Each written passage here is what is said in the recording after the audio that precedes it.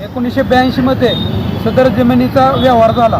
या व्यवहाराला वैध ठरवण्यासाठी तहसीलदाराचा कथित आदेश जोडण्यात आला, परंतु त्या आदेशाची कोणतीही प्रत आढळून येत नाही व अभिलेखात त्या कोणत्याही प्रकारचा आदेश सापडत नाही. संबंधित अधिकाऱ्यांना व तहसीलदारांना तो आदेश देण्याची परवानगी देखील नव्हती. तरीही शर्तभंग झाला नाही असा अहवाल मला प्रांत मॅडम व तहसीलदार साहेबांनी यांनी दिला. अस्तित्वात नसलेल्या या अधिकार क्षेत्राबाहेरील आदेशाच्या आधारावर दिलेला असा निष्कर्ष कायद्याच्या दृष्टीने शून्य वाईट असामान्य ठरतो. हा प्रकारचा शासनाच्या आदेशांच्या कायद्याचे उल्लंघन महाराष्ट्र प्रशासनाची गंभीर जबाबदारी ठरते. आमच्या प्रमुख मागण्या अशा आहेत की सदर जमीन ही शर्तभंग व्हावी व प्रांत मॅडम व तहसीलदार मॅडम यांची चौकशी करावी. यांनी कुणाच्या टाकेखाली असा अहवाल दिला, बेकायदेशीर असा अहवाल दिलेला आहे प्रांत मॅडम व तहसीलदार साहेबांनी. आजचा जो तुमचा आमरण उपोषणाला बसलेला आहे, आजचा तुमची जे मूळ मागणी आहे, तुमची जी मागणी आहे, तुम्ही आता किती दिवस बसणार? एक दिवस आहे का अमरण उपोषण असणार आहे? तुमची काय मागणी आता डायरेक्ट? आमची एकच मागणी आहे, आम्हाला न्याय हवा आहे. जी जमीन शर्तभंग आहे ती चुकीचा वस्तुस्थिती विरोधी अहवाल प्रांत मॅडम व तहसीलदार साहेबांनी दिलेला आहे. ही जमीन शर्तभंग करा व कायदेशीर कारवाई करा. कोणी शर्तभंग केली आहे याची चौकशी करा व मूळ महारवतनधारकाला ही जमीन पुनर्प्राधान्य करा. बोला.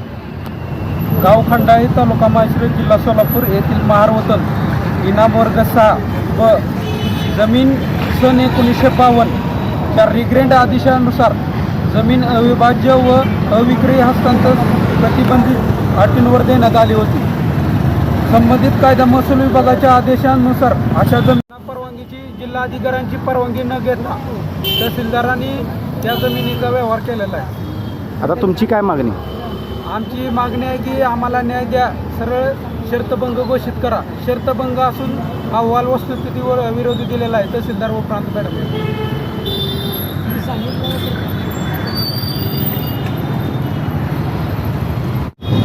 माळशिरस तालुका राहणार खंडाळी. आज तुम्ही आंदोलन बसलेलं आहे, कसं आमरण उपोषण बसलेलं आहे, कशासाठी बसलो तुम्ही? काय मागणी काय तुमची?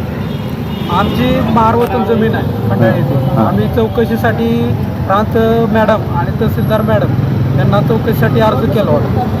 त्या अर्ज केल्यानंतर त्यांनी या चौकशीहून अहवाल दिला होता. तो अहवाल पूर्ण वस्तुस्थिती विरोधी अहवाल दिलेला आहे. त्यांनी शर्तभंग उघड असून शर्तभंग झाला नाही असा अहवाल दिलेला आहे.